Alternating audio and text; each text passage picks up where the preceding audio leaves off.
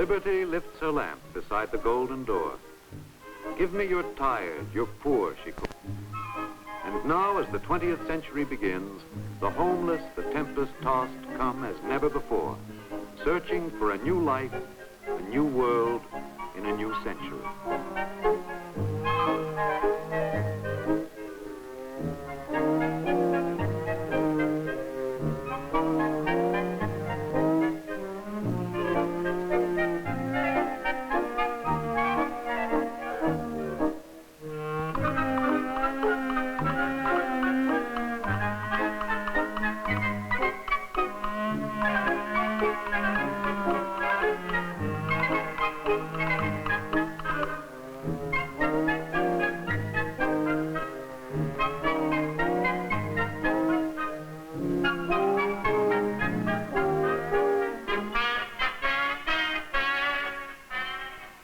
Through New York's golden door they come. White men come and black men. Brown men and yellow men come. The broken and the unbroken, the tame and the wild. They find a raw and raucous city, bustling and bursting with vitality and growth, like the nation of 67 millions whose metropolis it is. Here in the melting pot, the immigrant and the native merge into the American. New York in the early 1900s. Baghdad on the subway, O. Henry calls it. The wonderful, cruel, enchanting, bewildering, fatal, great city.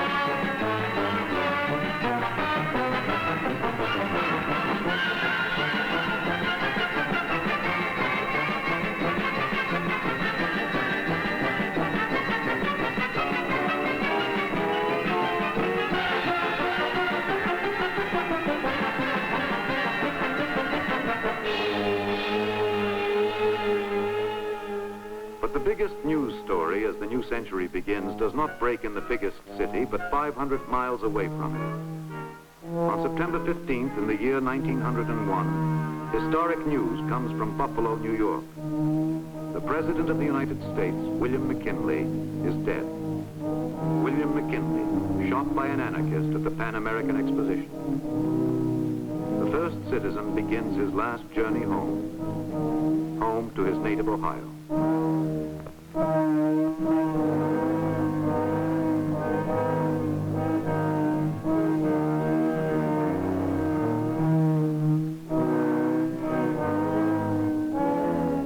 One bullet, and the pattern of history changes instantaneously. The high place left vacant by the murder of the mild McKinley is filled by yesterday's vice president, today's explosive chief executive, Theodore Roosevelt of Sagamore Hill.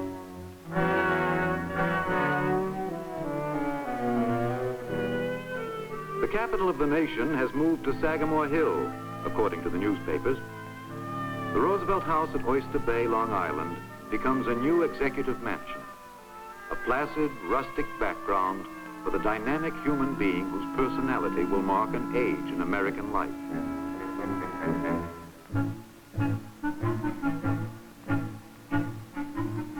To enter the house is to know the man. Many-sided, colorful, unconventional. A lieutenant colonel of his own Rough Riders in the Spanish-American War, and hero of the assault on San Juan Hill. Harvard graduate and Dakota cowboy. Naturalist and big game hunter. Formerly police commissioner of New York City, governor of New York State, Assistant Secretary of the Navy. A man with a love of life, love of people, love of action. And now, by a fluke of fortune, 26th President of the United States.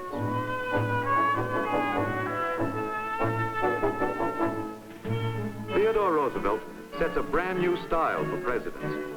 He urges his fellow citizens to live the strenuous life and scorn the slothful ease of the mollycoddle. A newspaper poet gleefully notes that at Sagamore Hill, the president runs at large and plays like a boy let loose for the holidays. Down there by the bay, he gets his rest in a strenuous way.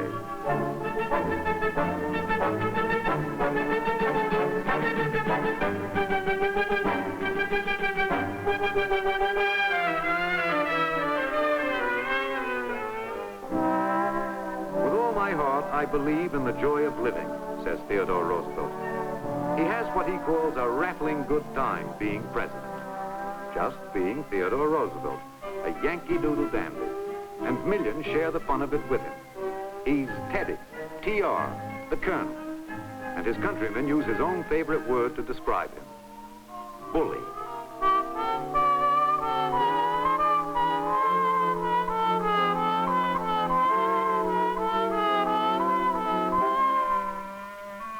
All through the Roosevelt years, much of the nation's business is run from Sagamore Hill, between horseback rides.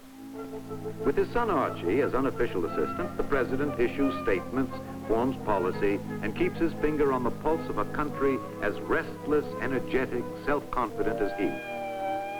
But the country, with the enormous expansion of industry, is rapidly turning from the rural way of life. Factory towns are springing up, absorbing the torrent of immigrants. But that is not enough. The machines must recruit additional help from the farms. The full dinner pail is a Republican slogan, and there are more full dinner pails than ever before.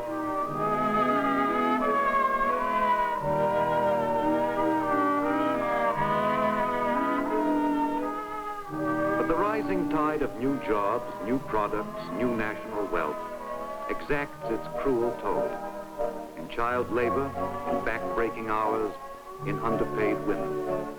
The abuse and degradation of human beings by the machine. America begins to sit in judgment on herself. With the spread of mass production comes a crusading cry from writers, from labor, from politicians, from all enlightened leaders for social justice and reform to keep pace with the increasing mechanization that is revolutionizing American life and living.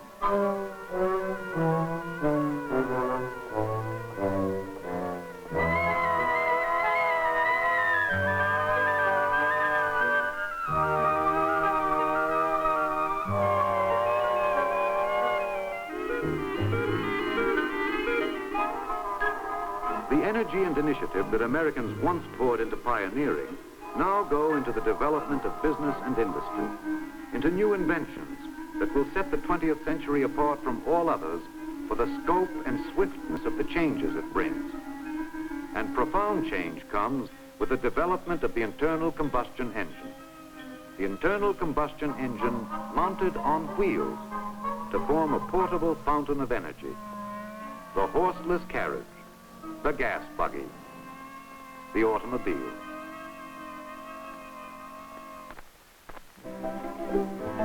More than a mechanism, a challenge, an adventure. A hardy new American aristocracy springs up, the automobility, an astonishment to man and beast.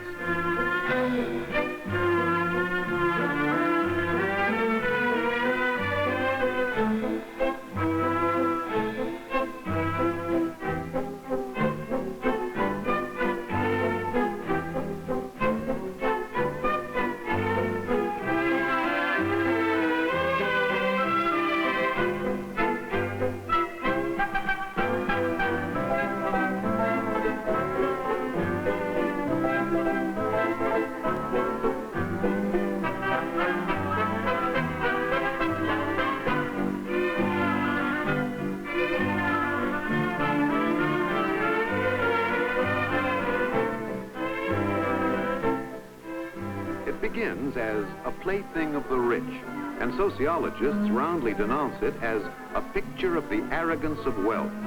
But others recognize it as man's new servant, which miraculously modifies time and distance. What had been 10 miles becomes 1. What had been an hour becomes 10 minutes. With the automobility come new styles: goggles, linen dusters, motoring veils. You've heard the old familiar line, the cart before the horse, but now 'tis changed to suit the time, the cart without a horse. Some say that autoists who tear along at 15 and sometimes even 20 miles an hour should be locked up.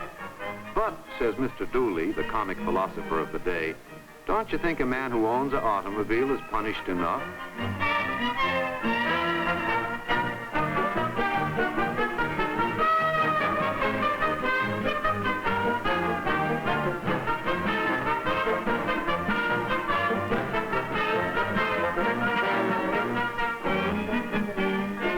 He'd have to get under, get out and get under, to fix his little machine.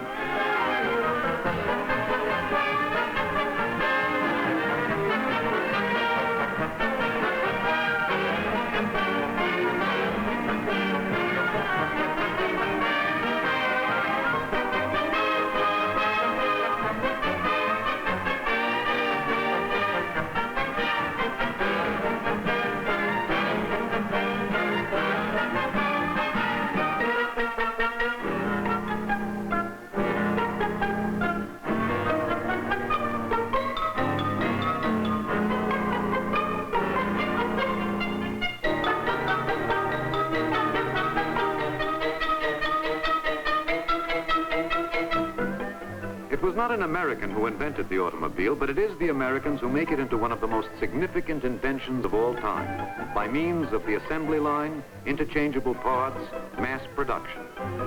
From a single factory in a single day come 1,000 efficient, cheap machines. A revolution in daily life spreads through all levels of society as the automobile becomes available to every man, in city, town, and farm.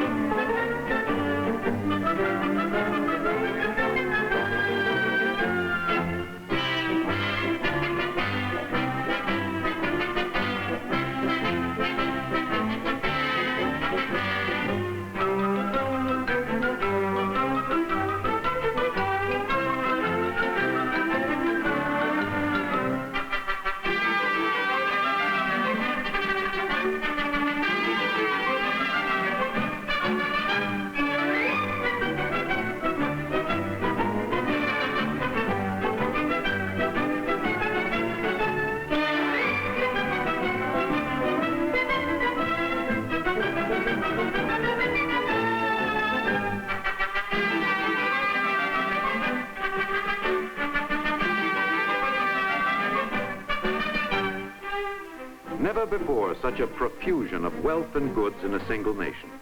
Never before such a diffusion of wealth and goods among its people.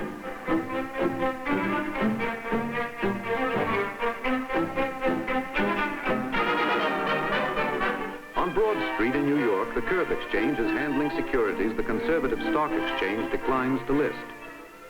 Brokers on the street receive orders by hand signal from their telephone clerks inside. Business is big and getting bigger. Too big, many fear. It is a time of industrial czars, like John D. Rockefeller of oil,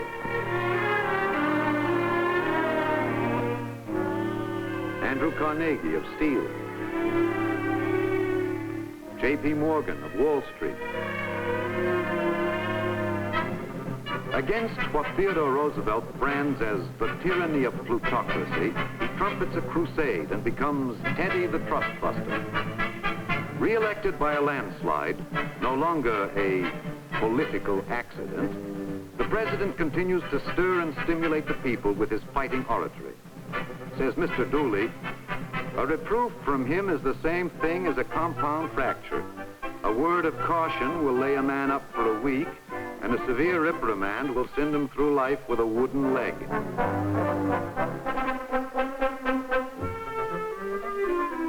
It isn't all oratory. He expands the powers of the presidency. He builds the Panama Canal. He battles for the conservation of America's natural resources. And among his followers, from cowhands to scholars to Boy Scouts, he kindles an enthusiasm that leads one of them to write, "I'm glad I lived when he was president."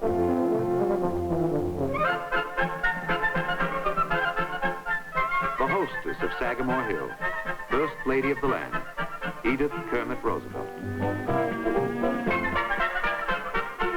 The strenuous life includes strenuous, freewheeling diplomacy. And in 1905, TR strides onto the world stage as mediator of the Russo-Japanese War. Aboard the presidential yacht Mayflower in Oyster Bay, he brings together high delegates from Russia and Japan and lays the basis for the peace treaty which will end the conflict and win him a Nobel Peace Prize. For all his international dealings, the president has a motto: speak softly and carry a big stick. And he has a big stick, the great white fleet he helped create, ready, as its admiral says, for a fight or a frolic. In 1907, the president sends the fleet on its first round-the-world cruise, which he considers his most important contribution to peace. Since the Spanish-American War a decade ago, the United States has had overseas possessions to protect. The ships serve notice. America has become a world power.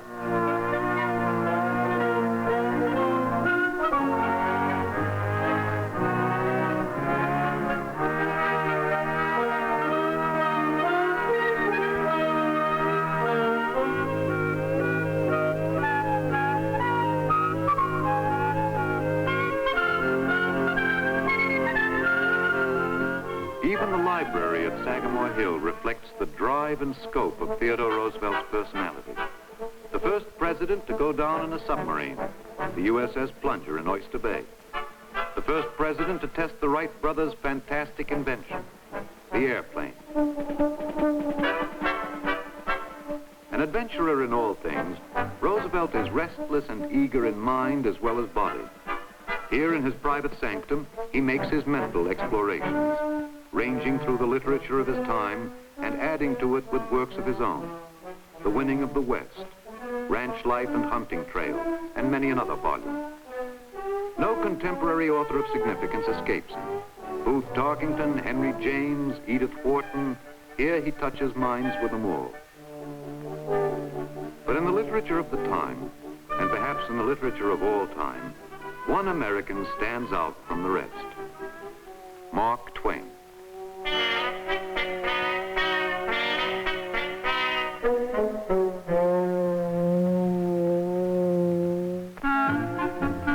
Samuel Langhorne Clemens, whom all the world knows as Mark Twain, creator of Huckleberry Finn and Tom Sawyer. Now the grand old man of American literature takes tea quietly with his two daughters. But around him hovers the aura of an earlier, earthier America, when he piloted steamboats on the Mississippi. The great days of Mark Twain's river are fading now, but the old cry of steamboat a-comin' still survives as part of the American pageant.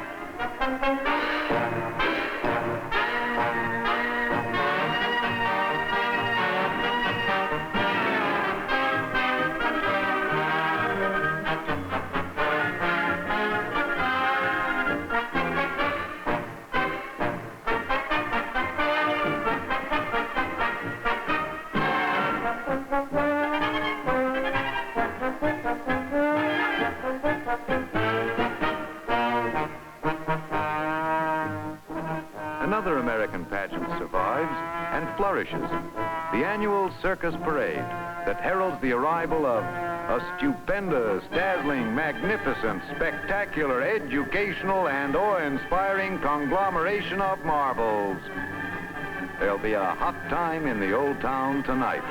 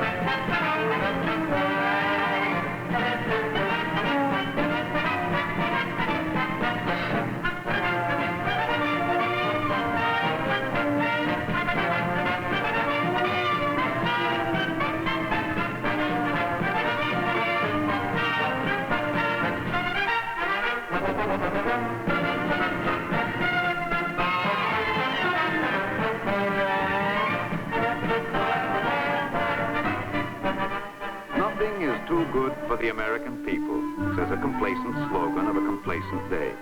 And the people, pleased with the present, fearless of the future, see little reason to doubt it. In the good old summertime, in a mood of national serenity, America enjoys the innocent pleasures of innocent years.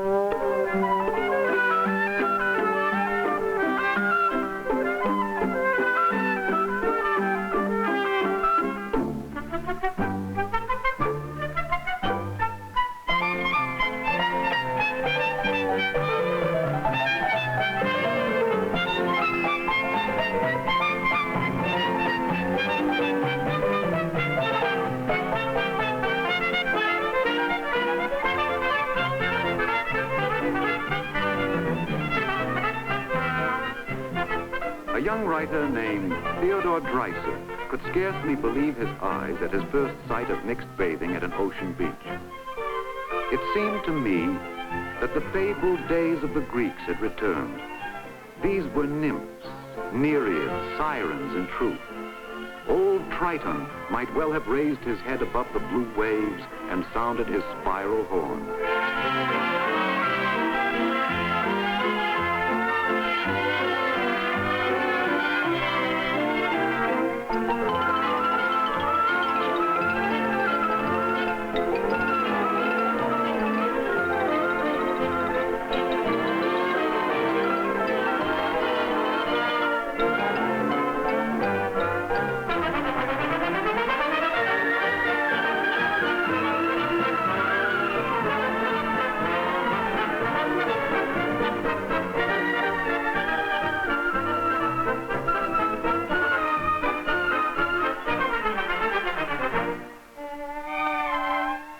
leisure, more freedom, more fun.